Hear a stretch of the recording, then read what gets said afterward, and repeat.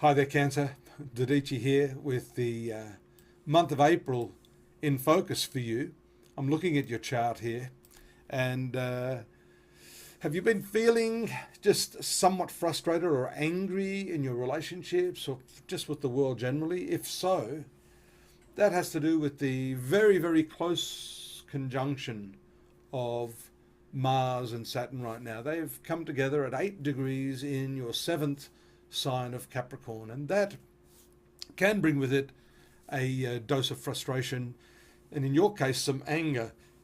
Both of these planets are very, very powerful in their, well, Saturn in its own sign and Mars exalted, and at the same time, Pluto in that area of your most significant relationships. This can relate to your romantic relationships, it can relate to your business partnerships, and as I mentioned at the outset, it can have an impact on just the way you deal with people generally in life.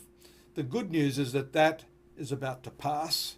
The very powerful conjunction in the marital sector. And really, this could be a reverse thing as well, where your partner is the one that is being frustrated, being angry, and you may not quite understand why.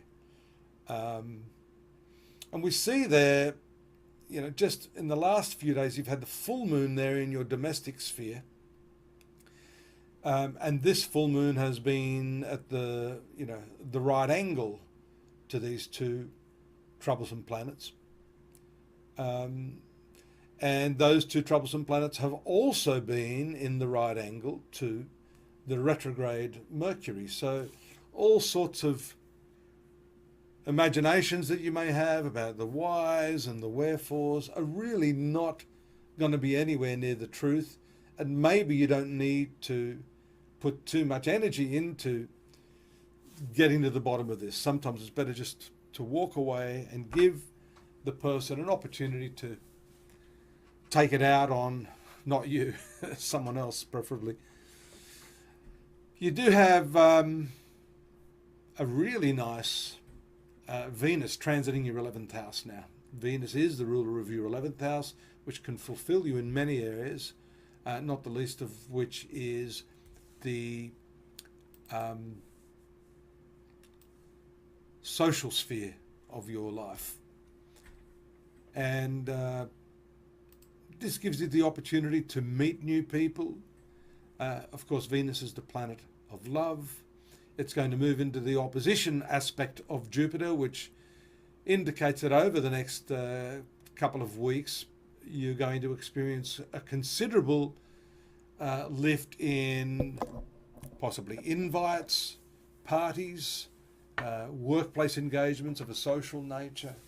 But overall, it's a great opportunity for you to meet people that are going to help you in your life. Strangely, because Venus is one of the planets that also rules your domestic sphere and family, whatever you do in that area of your life socially will have some sort of positive connotations for your family affairs. So that's good to know. On the 15th, that retrograde Mercury, which is with the Sun and Uranus in your 10th house, indicates that there's some sort of revision going on. Opportunities, of course, too, while the Sun is very much in the upper part of the heavens, giving you a chance to further your profession. But with that Mercury retrograde, Mercury not being the friendliest planet to you, there can be miscommunications if, for example, you're looking for new work, you're waiting on correspondence or some sort of information.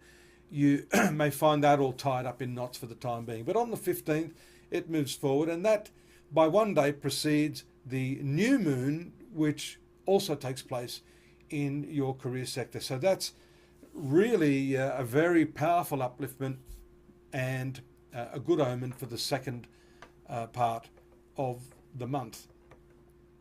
Speaking of Venus and that social aspect, there are some difficult aspects, as I said, to Jupiter that puts you into party mode, but it also puts you at a disadvantage financially where you may pay more than what you should be paying for something.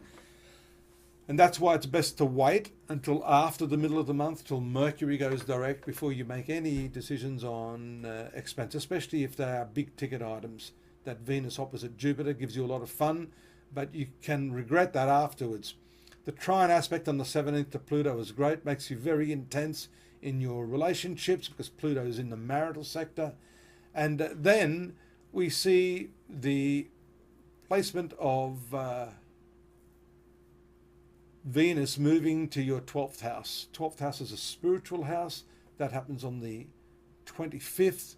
So therefore, a bit of a shift away from the purely social, financial and professional elements that we've been talking about for the month of April. You probably need a little bit of time out at that point. And I did say to you that the final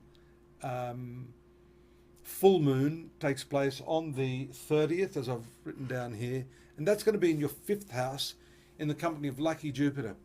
These planets are all lucky for you, so this is a great time to reinvigorate yourself with sport, with culture, with art, and for those of you that are single, all of that socialising may just pay off with an opportunity to meet someone special, and we'll talk more about that next month. Hopefully you'll join me then. In the meantime, don't forget to take a quick look at the more detailed analysis at astrology.com.au, and I'll see you here again next month. Take care. Bye-bye.